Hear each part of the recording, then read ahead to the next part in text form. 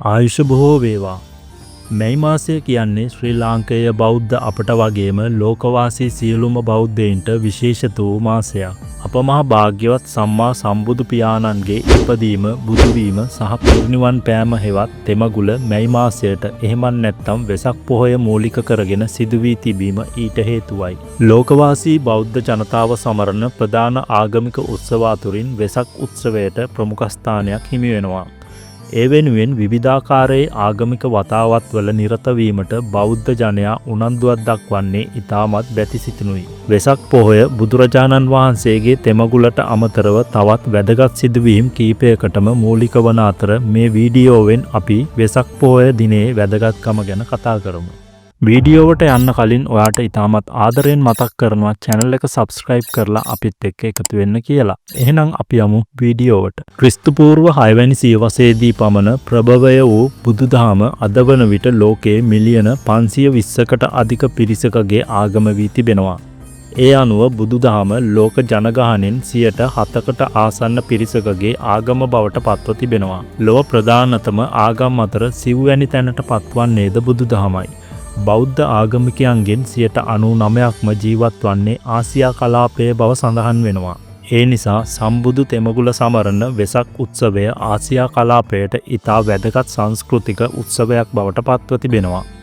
විශේෂයෙන් ශ්‍රී ලංකාව තුළ වෙසක් උත්සවය සැමරීමේදී විශාල පින්කම්, දන්සැල් සහ තොරන් අලංකාර වෙසක් කෝඩු රට පුරා අපට දැකගත හැකියි. ඒ වගේම බෞද්ධ ජනතාව සැදැහැ සිතින් යුතුව පන්සල් යාම, දානමය පින්කම් කිරීම, සිල් ගැනීම ආදී පුණ්‍ය කටයුතු වල නිරත වීමටද කටයුතු කරනවා. ශ්‍රී ලංකාව හැරුණු විට ඉන්දියාව, නේපාලය, ටිබෙටය, භූතානය, සිංගප්පූරුව, ඉන්දුනීසියාව, බංගලිදේශය සහ තායිලන්තය ඇතුළුව තවත් බොහෝ රටවල බෞද්ධයින් විශාල වශයෙන් සිටිනවා. මෙම රටවලට ආවේනික වෙනස් ක්‍රමවලට ඔවුන් වෙසක් උත්සවය ඔවුන්ගේ සංස්කෘතීන්ට අනුකූලව සමරන අතර වෙසක් දිනයද වෙනස් වෙනවා.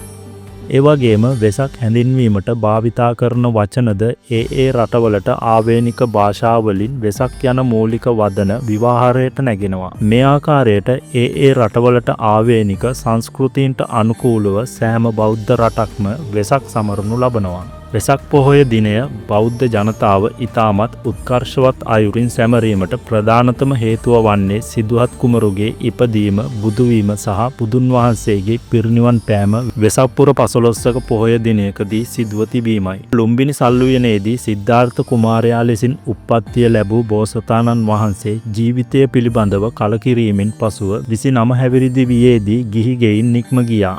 ඉන් අනතුරුව වසර 6ක් දුෂ්කර ක්‍රියා කළත් බුද්ධත්වයට පත්වීමට බෝසතාණන් වහන්සේට හැකි වුණේ නැහැ. නමුත් ඉන්පසුව අත්තකිලමතානු යෝගය සහ කාමසුකල්ලිකානු යෝගය අත්හැර මධ්‍යම ප්‍රතිපදාව අනුගමනය කළ බෝසතාණන් වහන්සේ 35 වියේදී බුද්ධගයාවේ ඇසතු බෝරුක් මුලකදී බුද්ධත්වයට පත් වුණා. එලෙස බුද්ධත්වයට පත්වුණු අපමහා බුදුරජාණන් වහන්සේ වසර 45ක් ලෝකවාසීන්ගේ හිතසුව පිණිස කටයුතු කළා.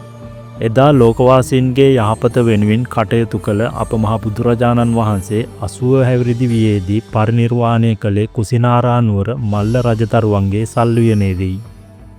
බුදුරජාණන් වහන්සේ එක් ආත්ම භවයක ධනවත් පවුලක සුමේද නම් තරුණයෙකු ලෙසින් උප්පත්තිය ලැබුවා. නමුත් සුමේද තරුණ වියට එළඹෙන විටම ඔහුගේ දෙමාපියන් කලුරිය කළා. ඉන්පසුව සුමේද තරුණයාගේ දෙමාපියන්ගේ මුදල් පාලනය කළ තැනැත්තා මේ ඔබගේ පියාගේ, මවගේ සහ සීයාගේ ධනය ලෙස පවසා විශාල ධන සම්භාරයක් සුමේද හට ලබා දුන්නා. තම දෙමාපියන් සහ සීයා මිය යන විට එකදු රන්කාවනුවක්වත් රැගෙන ගියේ නැති නිසාම ජීවිතයේ යථාර්ථය අවබෝධ කරගත් සුමේද තරුණයා සියලු ධනය ජනතාවට බෙදා දී තාපසයෙකු ලෙස වනගත වී භාවනා කළා. ඉන්පසුව එර්දි බල ලබාගත් සුමේද තාපසතුමා දිනක් එර්දියෙන් ගමන් කරන විට ගමක පිරිසක් පාරක් සකසමින් සිටින අයුරු දකිනවා. එම අවස්ථාවේදී සුමේද තාපසතුමාට දැනගැනීමට ලැබුණේ දීපංකර බුදුන් වහන්සේ වඩින මාර්ගය මේ ලෙස සකස් කරන බවයි.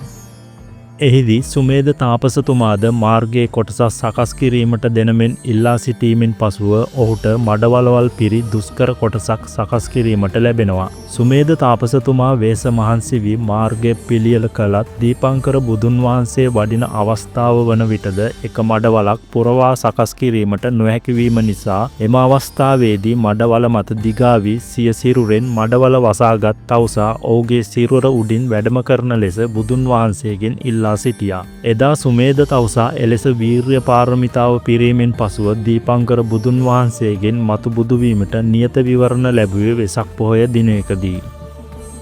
කුඩා කල සිටම සැප සම්පත් ලබමින් හැදී වැඩුණු සිද්ධාර්ථ කුමරු තරුණ වියට පැමිණීමත් සමගම තමන් මේ ගෙවන ජීවිතය ගැන කලකිරීමට පත්වන්නේ සතර පෙර නිමිති දැකීමෙනුයි. මහල්ලෙක්, ලෙඩෙක්, පැවිදිරුවක් සහ මලමිනියක් යන සතර පෙර නිමිති දැකීමෙන් පසුව සිද්ධාර්ථ කුමරු ලෝකවාසීන් දුකින් මුදා ගැනීම සඳහා ගිහිගේ හැර ගියා. සිද්ධාර්ථ කුමාරයා එලෙස දුටු සතර පෙර නිමිති වලින් ව්‍යාධි රූපය දුටුවේ වෙසක් පුර 15ක පොහොය දිනයකයි. බුදුරජාණන් වහන්සේ බුද්ධත්වයට පත්වීමෙන් දසමසකින් පසු සිය උපන් ගම වුණු කිඹුල්වත් පුරයට වැඩම කරනවා. එම ගමනේදී බුදුරජාණන් වහන්සේගේ ඥාතීන් තුල තිබුණු මාන්නය දුරු කරලීම සඳහා යමා මහ පෙළහර පානු ලැබුවේ වෙසක් පොහොය දිනයකයි. බුදුරජාණන් වහන්සේගේ අග්‍ර උපස්ථායකයා ලෙසින් කටයුතු කරනු ලැබුවේ ආනන්ද තෙරුන් වහන්සේයි. බුද්ධ පරිනිර්වාණයෙන් පසුව රෝහිණී ගඟ මැද්දේ වාසය කළ ආනන්ද මහ රහතන් වහන්සේ වසර 120ක් ආයු වළඳා පිරිනිවන් පෑවේ වෙසක් පොහොය දිනයකදී. බුදුරජාණන් වහන්සේ බුද්ධත්වයට පත් වී වසර 8කට පසුව මණියක්කිත නාරජු විසින් කරන ලද ආරාධනයෙන් කැලණියට වැඩම කරනු ලැබුවේ වෙසක් පොහොය දිනයකදී.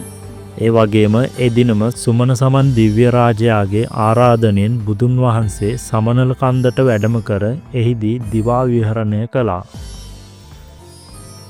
විජය කුමරු ඇතුළු 700ක් පිරිස ලංකාවට පැමිණීම සිදුවන්නේද බුදුරජාණන් වහන්සේගේ පරිනිර්වාණය සිදු වුණු වෙසක් පොහොය දිනයේදීමයි. ලංකාවට පැමිණි විජය රජතුමා පසුව කුවේණියගේ ආධාරයද ඇතිව ලංකාවේ පළමු රජතුමා ලෙස අභිෂේක ලබනවා.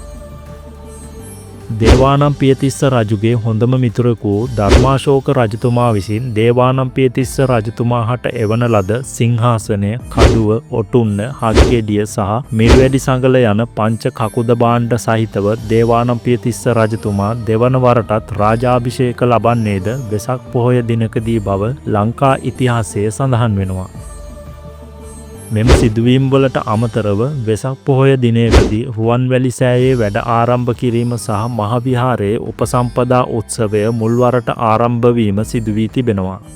ඒ වගේම අතීතයේදී සිංහල බෞද්ධ රජවරුන්ගේ අභිෂේකය කර තිබෙන්නේද වෙසක් පොහොය දින මුල් කරගෙනයි.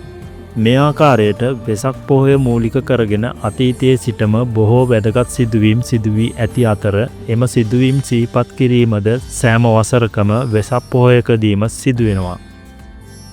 ඉතින් මේ උතුම් වෙසක් මාසයේ සියලුම සිත් සතන් සදහම් ආලෝකයෙන් ආලෝකමත් වේවා කියලා ප්‍රාර්ථනා කරනවා.